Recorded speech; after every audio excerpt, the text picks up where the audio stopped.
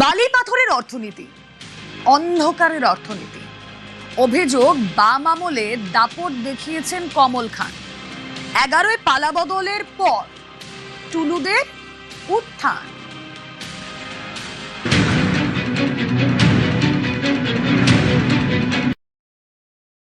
দেশের উন্নতির রথ ছোটে অর্থনীতির চাকায়। অন্ধকার জগতেও অর্থনীতি আছে, অন্ধকারে সেখানেও বিপুল টাকার কারবার, কোটি কোটি টাকা বিনিয়োগ, কোটি কোটি টাকার সম্পত্তি, কিন্তু গোটাটাই বেআইনি এবং বেনিয়মের। অনেকে বলেন পশ্চিমবঙ্গের এমন একটি জেলা আছে যার নিজস্ব অর্থনীতি আছে, অন্ধকারের অর্থনীতি, পাথর, বালি, কয়লার অর্থনীতি। জেলার নাম বীরভূম, লালমাটির জেলা, ছোটনাগপুর মালভূমি। সোনার পাথর বাটি হয় না, কিন্তু মোহাম্মদবাজার, দুবরাজপুর এবং রাজনগরে পাথরই সোনা, প্রকৃতির ভান্ডার। এখানেই লুটেরাদের সাম্রাজ্য, পাথর আর বালির বারমুডা ট্রায়াঙ্গেল।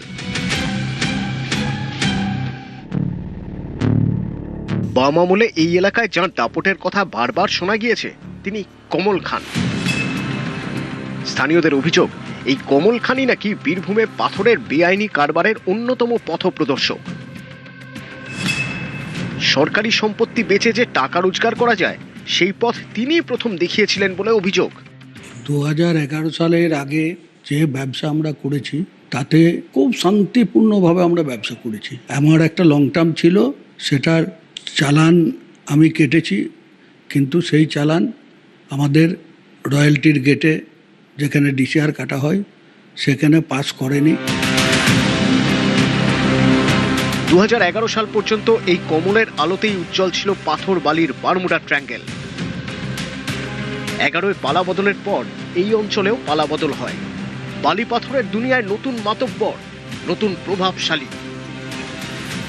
ওর উত্থান হচ্ছে, ও প্রথম সাপ্লাই করতে করতে তারপরে আস্তে আস্তে গাড়ি ঘোড়া কিনতে কিনতে এখন মোটামুটি 200খানা গাড়ি।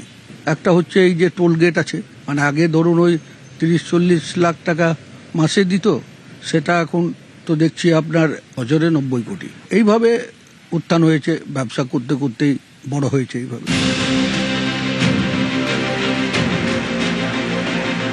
2011 পর থেকে বীরভূমের রাজনীতিতে অনুব্রত মণ্ডলের উত্থান। মঞ্চে দাপট, ময়দানেও দাপট। অনেকে বলেন কেষ্টমণ্ডলের অনুমতি ছাড়া নাকি লালমাটির জেলায় গাছের পাতাও নড়ত না।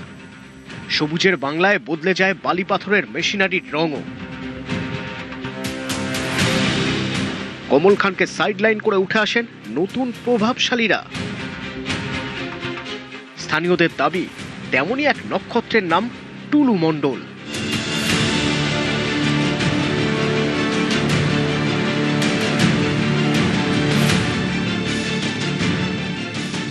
বাড়িতে পড়ানো থেকে বালি মাফিয়া, পাথর সম্রাট।